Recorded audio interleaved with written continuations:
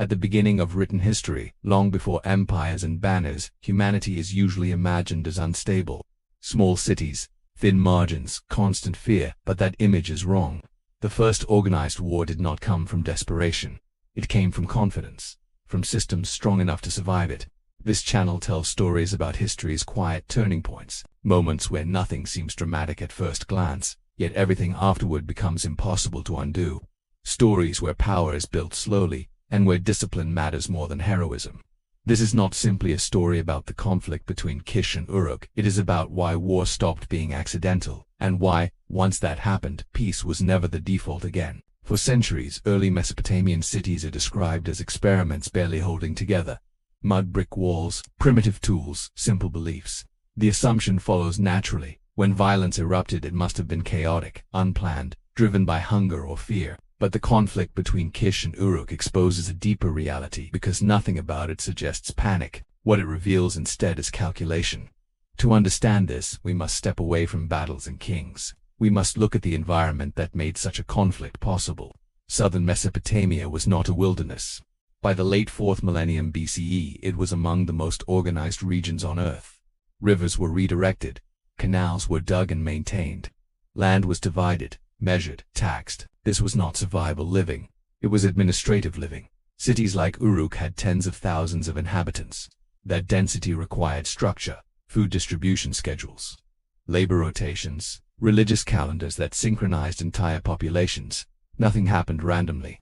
Kish, to the north, occupied a different strategic position. It was closer to overland trade routes. It connected river systems to distant regions. Its influence extended beyond agriculture into exchange and diplomacy. These cities did not exist in isolation. They were part of a growing network of interdependence. And interdependence creates vulnerability. When water systems overlapped, control mattered. When labor pools expanded, authority mattered. When surplus accumulated, protection mattered. Scarcity was no longer the primary threat. Disruption was. A broken canal could paralyze a city. A delayed harvest could unravel trust and leadership. The stakes were systemic. For generations, balance was maintained through custom and shared necessity. But customs erode when populations grow, and necessity sharpens competition. The tension between Kish and Uruk did not explode overnight. It accumulated control over waterways, access to labor, symbolic authority. Each pressure alone was manageable. Together they created inevitability. This is where warfare changes. Before this period, violence was reactive, a raid, a retaliation, an emotional response to loss. But now, violence became anticipatory.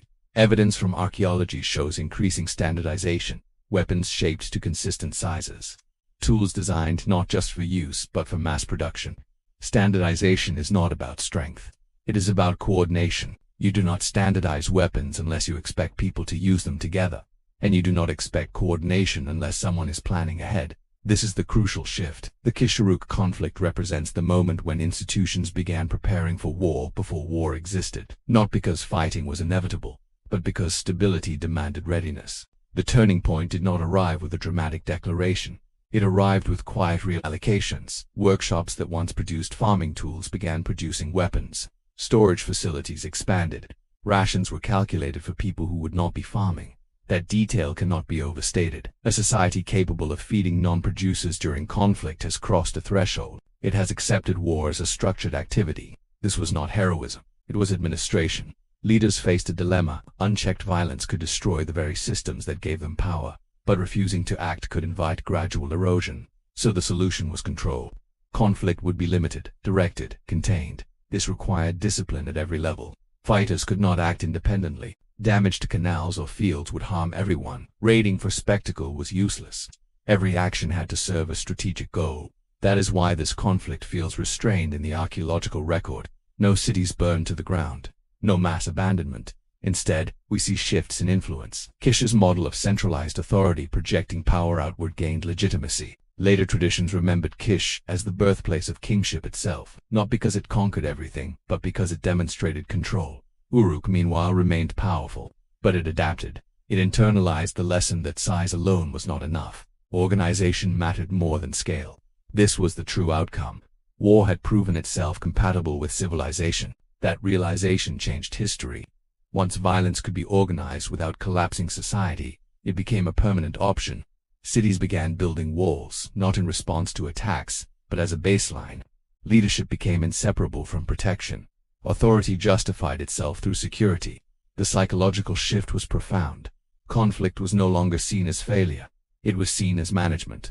Future societies would refine this model. Standing armies, hierarchies, campaign seasons. But all of it traces back to this moment. The Kish and Uruk conflict marks the birth of warfare as a system, a repeatable process governed by rules, logistics, and restraint. From here forward, war would evolve, but it would never return to spontaneity. And that is the quiet tragedy. Not that people learned how to fight, but that they learned how to plan for it. Because once war becomes part of the system, peace becomes temporary by design. This is why this story matters, not because of a decisive battle, not because of legendary figures, but because two cities chose control over chaos and in doing so reshaped human behavior forever. If this kind of slow, systemic history speaks to you, consider subscribing and let me know which turning point you want to explore next.